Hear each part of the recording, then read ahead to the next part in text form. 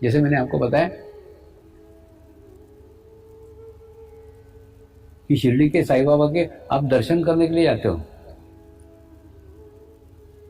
लेकिन दर्शन कैसे करना चाहिए वो मैंने बताया। संतुलित होकर के जाओ, बैलेंस होकर के जाओ, मध्य नाड़ी में होकर के जाओ, अपेक्षा रहित होकर के जाओ। कुछ भी मांगने के लिए मत जाओ, उनका सानिध्य मांगो ना। सानिध्य में सब आशीर्वाद छुपे हुए हैं, सानिध्य में सब कृपा छुपी हुई। कृपा मांगने की आवश्यकता ही नहीं है। साईं कृपा तो एक बहता हुआ विशाल झरना है।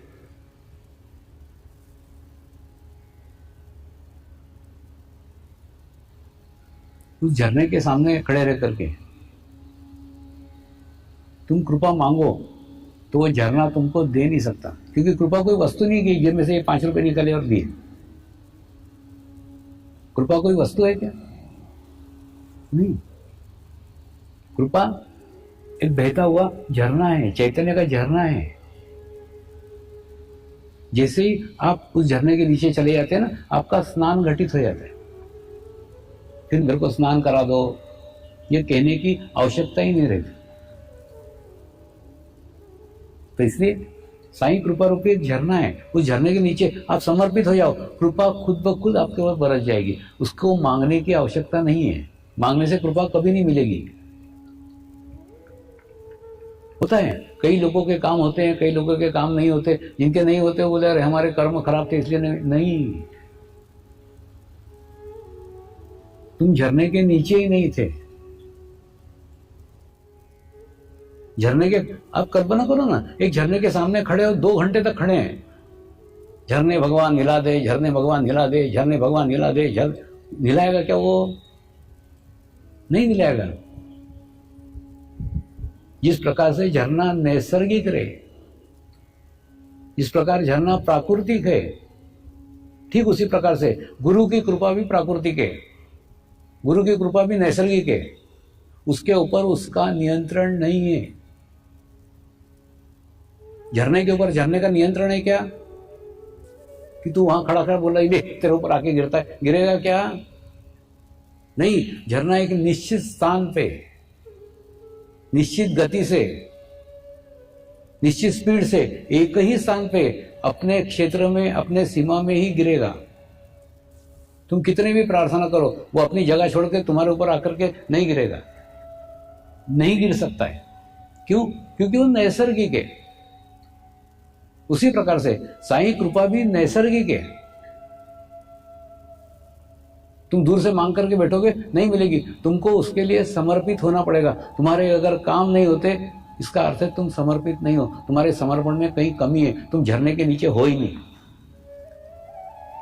अरे झरने के नीचे जाओगे तो स्नान कर दो, स्नान कर दो, बोलने की क्या आवश्यकता है? स्नान वैसे ही घटित हो जाएगा।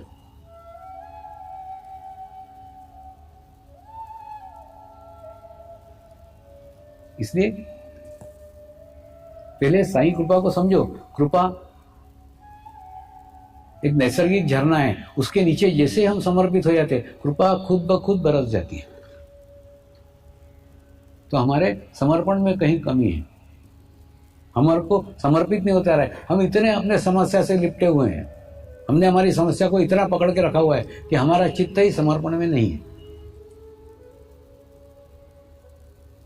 अगर हम समर्पित होंगे तो ऑटोमेटिकली स्नान घटित होगा। एक बार जब दांडी में आश्रम बन रहा था, खूब पुरानी बात है, 15 साल पुरानी, एक झोपड़ी बना करके वहां में रहता था। झोपड़ी में आसपास के लोग आकर के मिलते थे। एक दिन एक कलेक्टर की पत्नी मेरे को मिलने के लिए आई और बोली, स्वामी जी मैं इस स्वामी को मिली हूँ, इस स्वामी को मिली हूँ, इस स्वामी को मिली हूँ। खूब बड़े बड़े अच्छे व्यक्तियों के नाम ले रही थी, लेकिन मेरे को कोई अनुभूति नहीं हुई, मेरे को कोई अनुभव नहीं आया, मेरे अंदर कुछ चेंज नहीं आया, मेरे अंदर कुछ बदलाव नहीं आया। मैंने उसको कहा तू 4 बाथरूम में से नहा करके निकल रही है और फिर भी तू गंदी की गंदी है, इसका मतलब 4 बाथरूम में कहीं पे भी तू शावर के नीचे गई नहीं, यानी तू 4 गुरुओं को मिलके आई होगी, किसी भी गुरु को समर्पित नहीं हुई, उसके कारण तेरे दोष अभी भी वैसे के वैसे ही हैं, कोई परिवर्तन नहीं है, कोई चेंज नहीं है। तो इसमें उन गुरुओं का दोष नहीं है, तेरा दोष है कि तू उनसे कुछ ग्रहण नहीं कर पाई। और तेरा पति बड़ी पोस्ट के ऊपर है, उसके कारण तेरे को मिलना हो जाता है, लोग मिलते हैं, तेरे को महत्व देते हैं, लेकिन तू कुछ ले नहीं पाती। और मैं तेरे जीवन का आखिरी हूं, इसके बाद में तेरे जीवन में अब कोई नहीं आएगा, तेरा सब सद्दी खत्म हो गया। तो हम कहां जा रहे हैं?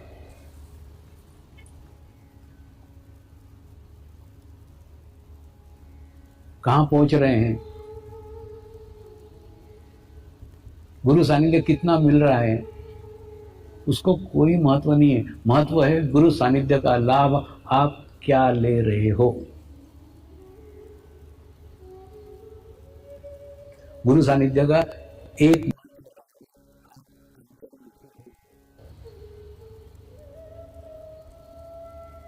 गुरु के सानिध्य में भी आप अंतर्मुखी नहीं हो पाए तो दुनिया में कोई स्थान नहीं है जहां अंतर्मुखी हो सकते हो, क्योंकि सदगुरु एक ऐसा स्थान है जो भीतर की यात्रा करा सकता है, जो अंतर्मुखी कर सकता है।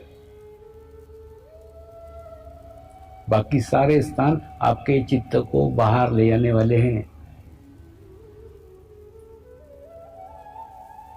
अगर सदगुरु के सानिध्य में भी आप अंतर्मुखी नहीं हो पा रहे हो तो दुनिया में कोई जगह नहीं है जहां पे तुम अंतर्मुखी हो सकते हो, होंगे ही नहीं।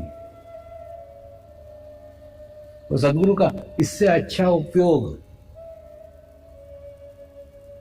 कुछ नहीं है। तो जीवन में सदगुरु का सानिध्य कितना मिला उसको कोई महत्व नहीं है, महत्व है सदगुरु के सानिध्य का आपने क्या उपयोग किया। सदगुरु के सानिध्य में कितने क्षण, कितने समय आप अंतर्मुखी हो पाए। जितने अंतर्मुखी होंगे ना उतना ही आपके आत्मा का भाव वृद्धिगत होगा, और जितना आत्मा का भाव वृद्धिगत होगा उतना शरीर का भाव धीरे धीरे धीरे धीरे धीरे धीरे कम होगा। और जीवन की जितनी भी समस्याएं हैं, जीवन की जितनी भी तकलीफें हैं, जीवन की जितनी भी परेशानियां, सब परेशानियों का संबंध आपके शरीर के साथ है। जब आपका शरीर भाव ही समाप्त हो जाएगा तो सारी समस्याएं समाप्त हो जाएगी।